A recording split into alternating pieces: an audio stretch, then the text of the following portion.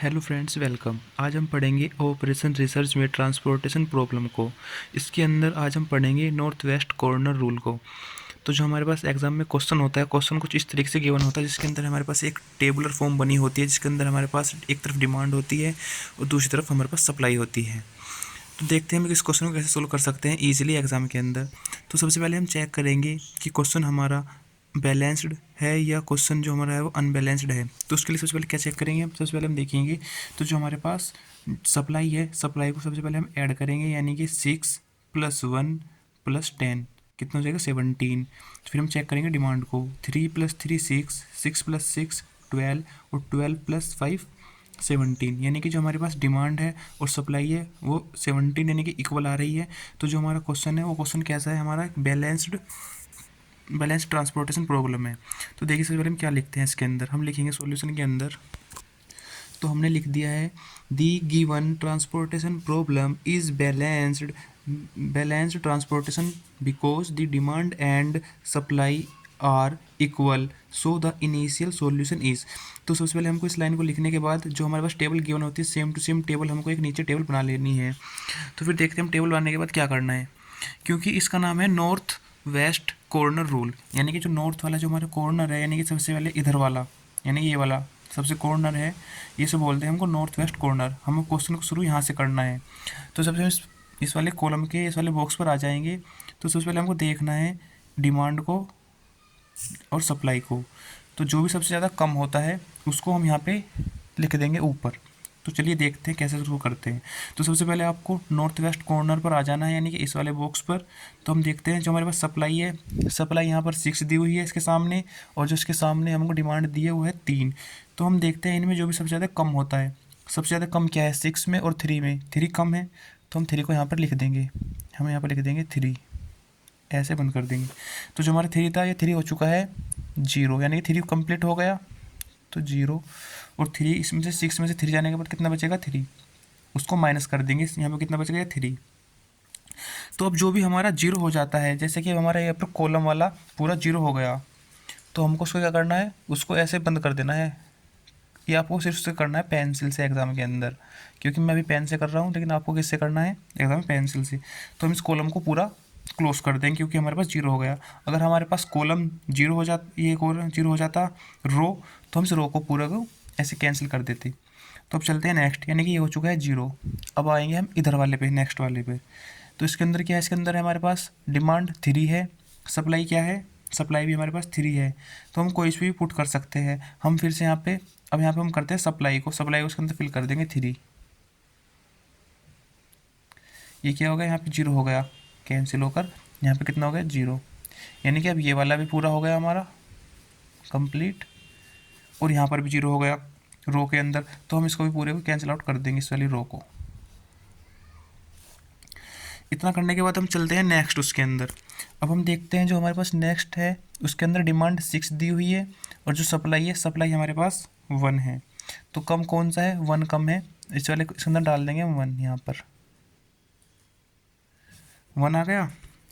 तो ये 1 हो चुका है 0, 6 में से 1 जाने का भी कितना बचेगा 5, 5 बच गए। तो हमारे 0 इसको हम पूरे कर देंगे कैंसिल आउट, ऐसे इस वाली कॉलम को, रो को, क्योंकि हमारे पास रो है ना, ये 0 हो गया। तो उसको क्या करते हैं हम पूरा क्लोज कर देंगे। अब देखते हैं हम नेक्स्ट। तो नेक्स्ट डिमांड हमारे पास यहाँ पर अभी 5 बचा हुआ है, और यहाँ पर 10 बचा हुआ है। 10 और 5 में से कम कौन है, 5 कम है। तो यहाँ पे हम 5 फिल कर देंगे 15 के अंदर। अब यानी कि ये वाला भी हमारे पास क्या हो चुका है 0 हो गया, और यहाँ पे बच चुका है हमारे पास 5। तो इसको भी हम पूरा क्या कर देंगे, क्लोज कर देंगे। अब हमारे पास ये बचा। अब देखते हैं इसके अंदर 5 हमारे पास डिमांड है, डिमांड कितनी है यहाँ पे 5 है, और जो सप्लाई है, सप्लाई भी हमारे पास 5 है। तो यहाँ पे हम 5 फिल कर देंगे, यानी कि ये भी 0 हो गया और ये भी 0 हो गया। जो हमारे पास क्वेश्चन था वो यहाँ पर कंप्लीट हो चुका है वैसे, यानी कि जो हमारे पास डिमांड थी और सप्लाई थी सब 0 0 हो चुके हैं, यानी कि हमने कंप्लीट फिल कर दिया है। तो हम इसके बाद क्या करना है, देखिए दोस्तों, इसके बाद हमको एक और नई टेबल बनानी है। तो देखते हैं वो नई टेबल कैसे बनाते हैं। तो देखिए फ्रेंड्स, मैंने एक और टेबल बना ली है। इस टेबल का नाम रखा है मैंने इनिशियल फीजिबल टेबल, यानी कि जो इसी टेबल का यानी जो फ्रेश रूप हमने यहाँ पे बना लिया है, ये जो हमने कट कट लगाए थे यानी कि सबको हटाकर हमने यहाँ पे लिख लिया है। तो इस फॉर्मूले के अंदर यानी कि कुछ लोगों को, कुछ बच्चों का डाउट होगा कि हमने मिनिमम वैल्यू को ही क्यों अंदर डाला। तो यानी जो हमारा नॉर्थ वेस्ट फार्मूला होता है, इसको हमको मिनिमम कॉस्ट फाइंड करनी होती है, यानी कि हमको कितनी कॉस्ट जाएगी, यानी कि जो हमारे पास इधर से P1 से D यानी जो डेस्टिनेशन हमें जाना होता है तो हमको कितना ज़्यादा कॉस्ट आएगी, तो मिनिमम वैल्यू को इसके अंदर पुट करते हैं। तो ठीक है ना। तो अब देखते हैं जो हमारी मिनिमम कॉस्ट कैसे निकलेगी। तो जो हमारी मिनिमम कॉस्ट आएगी, मिनिमम कॉस्ट के लिए हम यहाँ पे लिखेंगे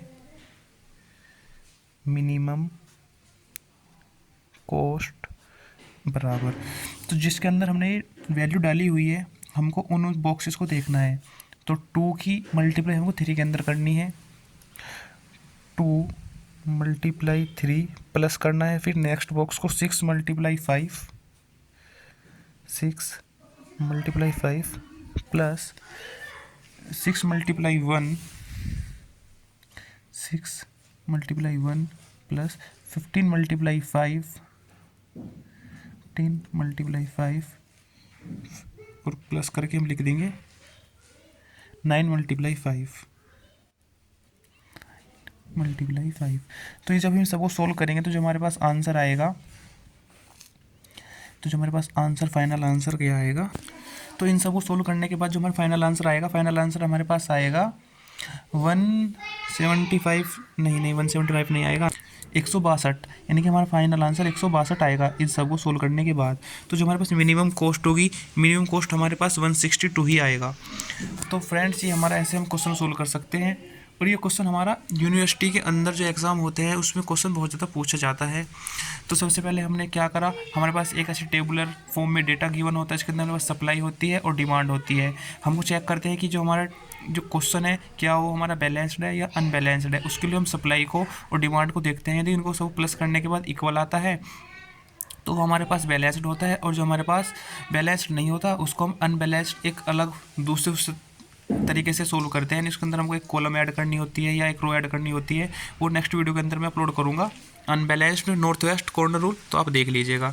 तो फिर ये देखने के बाद फिर हम लिखते हैं अगर बैलेंस्ड है तो the given transportation problem is balanced transportation problem because the demand and supply are equal so the initial solution is.